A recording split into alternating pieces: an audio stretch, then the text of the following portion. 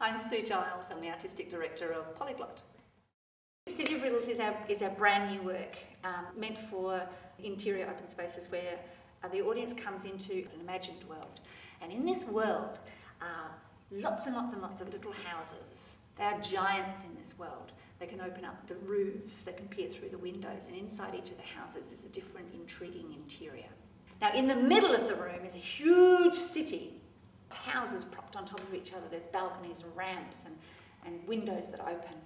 And then at some point, while they're in the space, something happens from this big tower, and it's like a Tower of Babel almost, and the story begins. And the story that we explore is one of the residents of this city who are very protective of their backyards. It's a story about self-identity. It explores suspicion and fear.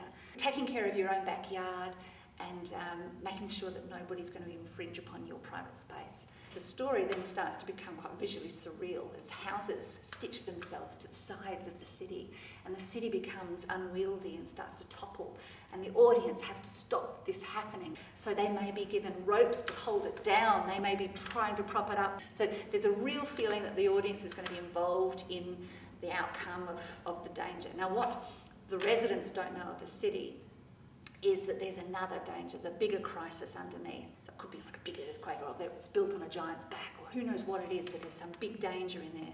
And all the selfish inhabitants of the city then have to make a choice about whether they join together to fight the bigger peril, or they go on their own paths. And that's the kind of personal choice that we make as human beings. City of Riddles is, again, quite a long period of development. We're working with a bunch of children to create prototype houses with their own interiors. Then we go into a process of concept development where we'll be working with 4 different schools or groups to develop the concepts around self-image that are at the heart of this piece. And from all the learnings within that, the artists that then can come away and develop the script with that. All those kids then will be part of the script development. The script will be read back to them. They'll look at character development and plot development. From the very beginning of working with space all the way through to the finished product, those kids will be with us through the whole journey. I expect from experience that the children will have a real sense of ownership over this piece. They will know inside and out, not only how it's made and how it's put together, but also of why it's being created, and that their findings and their thoughts, their ideas are at the heart of the whole thing.